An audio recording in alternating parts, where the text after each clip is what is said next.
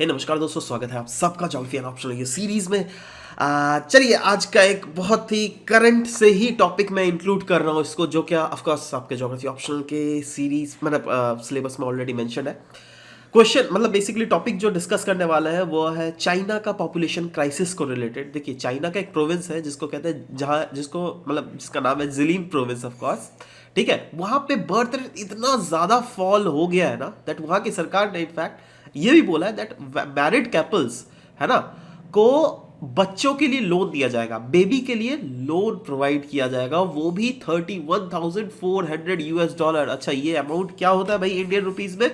Indian rupees में अगर ये देख लीजिएगा तो यह कुछ है अराउंड 23 लाख, वही 25 लाख के आसपास ही समझो यार, थोड़ा फ्लक्चुएट होता रहता है। देख रहे हो ये कर्व थोड़ा फ्लक्चुएट होते रहता है, वही 23-24 लाख कुछ तो होगा यार, है ना। एनीवेज, जिलिन प्रोविंस है चाइना का यह वाला। ठीक है, तो आप खुद सोचिए, अगर ऐसा सिचुएशन है, राइट, चाइना में अगर इंक्लूड हो रहा है, मतलब this is a matter of concern. अच्छा, आप बोलिएगा ठीक है सर, ये वाला तो चाइना वाला मैटर है, अब हमारे ऑप्शनल के सिलेबस में ये हम किस टाइप से कैसे इंक्लूड कर सकते हैं? तो देखिए, ज्योग्राफी ऑप्शनल पेपर 1 में ह्यूमन ज्योग्राफी में जो पॉपुलेशन एंड सेटलमेंट ज्योग्राफी है ना, वहां का देखिए 2 टॉपिक है, एक है चौथा नंबर और छठा नंबर देख लीजिएगा, concept of over under and optimum population. ठीक है, और वर्ल्ड प्रॉब्लम एंड पॉलिसीज, ये दोनों ही लेकिन रिलेटेड है आपस में। कैसे भैया?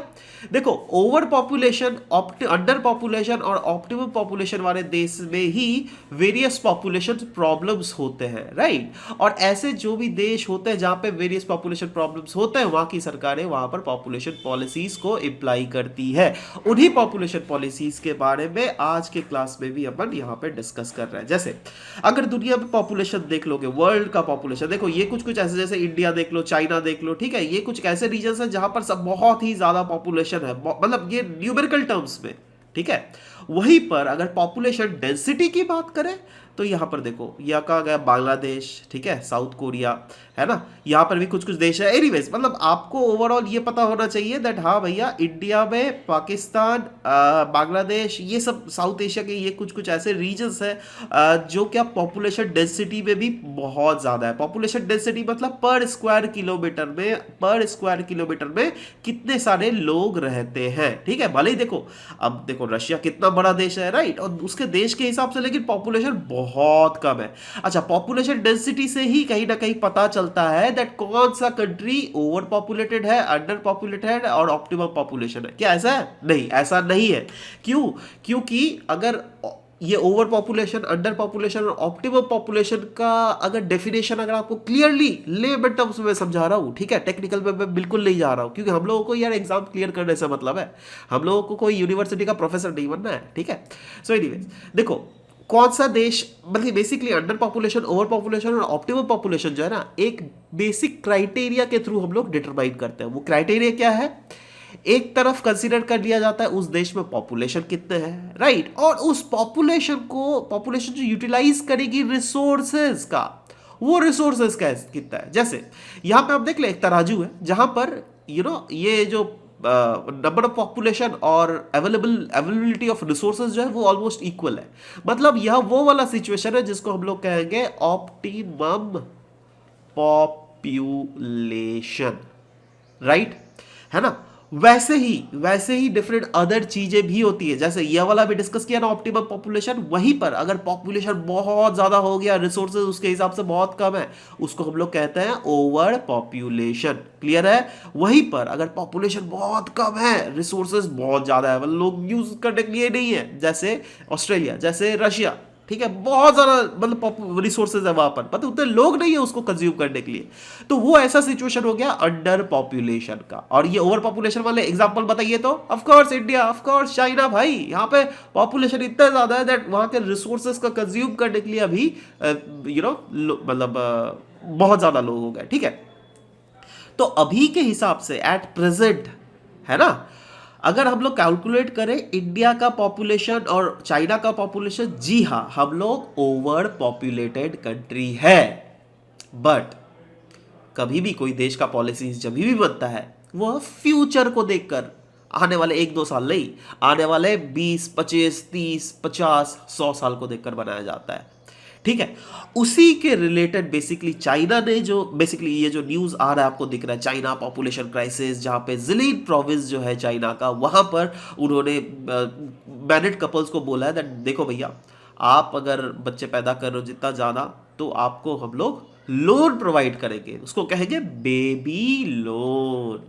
ठीक है, कितना अच्छे दिन आ गए इनके देश में तो, है ना। एनीवेज गाइस, तो आप खैर समझ तो गए ना ये दैट ओवर पॉपुलेटेड कंट्रीज कौन है? Of course India, of course China. ठीक है, अब अगर ये ओवर पॉपुलेटेड कंट्रीज है तो पॉपुलेशन प्रॉब्लम्स एंड पॉलिसीज में याद कीजिएगा, हम लोगों ने पढ़ा था दैट ओवर पॉपुलेटेड कंट्रीज में जो पॉलिसीज अप्लाई होती है उसको कहेंगे हम लोग एंटी नेटलिस्ट पॉलिसीज।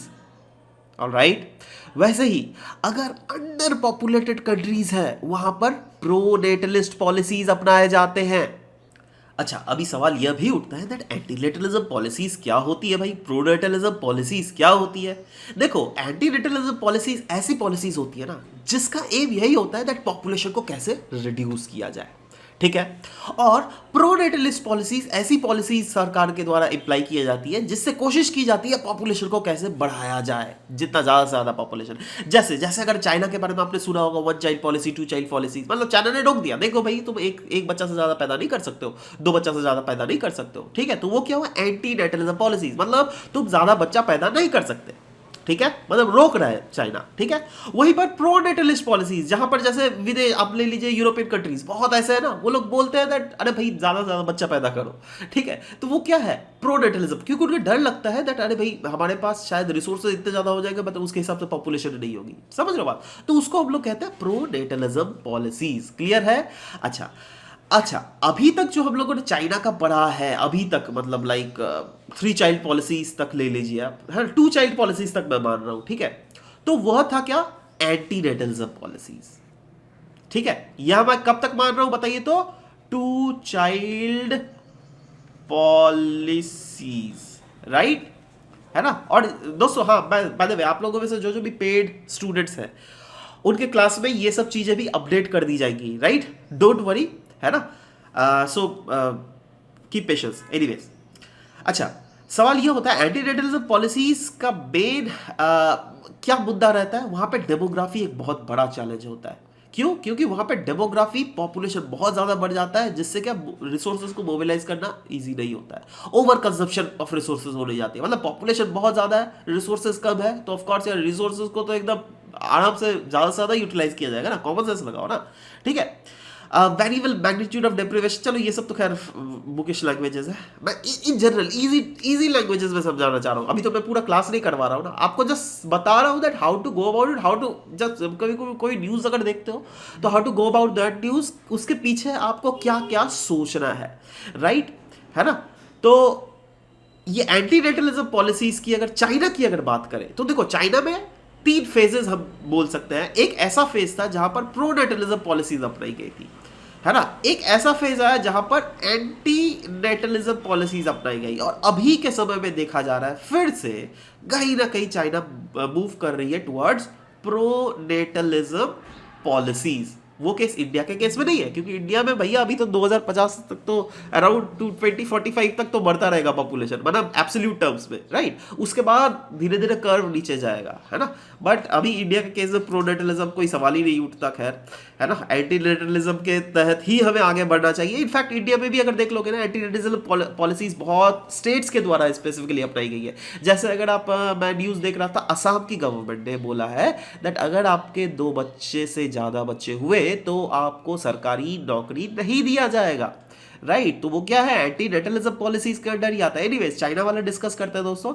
चाइना का अगर देख लीजिएगा, पहले Maoist population policies initial phase में, है ना, उनका एम यही था दैट दुनिया में सबसे ज्यादा पॉपुलेशन अपने देश में होगा, है ना, और अपने देश में मतलब पॉपुलेशन इतना ज्यादा कर लेंगे, तो उसका एम यही था, वो था प्रो नेटलिज्म पॉलिसी।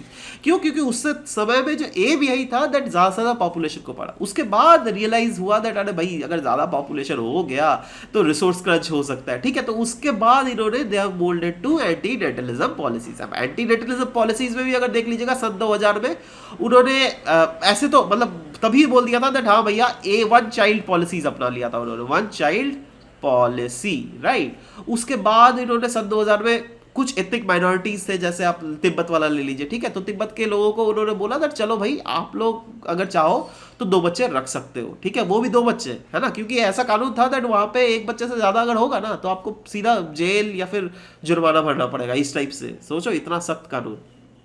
उसके बाद 2015 में चाइना ने बोला नहीं रे बाबा, पॉपुलेशन को थोड़ा बढ़ाना पुश करना ही पड़ेगा, इसलिए पूरा चाइना में उन्होंने 2 चाइल्ड पॉलिसी अपना दिया गया। बट अभी भी कहीं ना कहीं चाइना रेस्ट्रिक्ट तो कर ही रही थी ना, 2 बच्चे से ज्यादा पैदा आप नहीं कर सकते हो, राइट। उसके बाद सन 2021 में फिर से रिसेंटली देखा गया दैट 3 चाइल्ड पॉलिसी। अब देखो, जब 3 चाइल्ड पॉलिसी मतलब 2 से ज्यादा आप बढ़ा रहे हो, राइट, मतलब देखो चाइल्ड रिप्लेसमेंट रेट, आपको पता है रिप्लेसमेंट रेट क्या होता है? वो है होता है 2.1 कोई भी देश का, मतलब अगर 2 कपल्स है मियां बीबी, ठीक है, तो वो 2 बच्चों को अगर पैदा करेगी तो कहीं ना कहीं पॉपुलेशन स्टेबलाइज रहेगी, मतलब 2.1। अब 2.1 तो 100% तो नहीं हो सकता है, 0.1 बच्चा कहां से पैदा करेगा जी, वो एक एवरेज होता है, राइट, क्योंकि होता है ना ज्यादा बच्चा पैदा कर लिया बट तभी भी बहुत समय एक्सीडेंट हो जाता है बच्चों का, बहुत समय कुछ भी अनफॉर्चुनेट सर्कमस्टांसेस के लिए बच्चों की देहांत हो जाती है, तो उसी लिए बेसिकली 2.1 यह एक एवरेज और माना गया है दैट रिप्लेसमेंट लेवल होना चाहिए कोई भी देश में, है ना, अपने पॉपुलेशन को सस्टेन करने के लिए। अपने पॉपुलेशन सस्टेन करने के लिए मतलब अगर सोचो 2020 को अगर आपका देश का पॉपुलेशन 100 है, राइट, और अगर आप चाहते हो दैट 2050 में भी आपका देश का पॉपुलेशन 100 हो, तो कहीं ना कहीं आप you have to make sure that आपका रिप्लेसमेंट लेवल जो है वो 2.1 हो, राइट।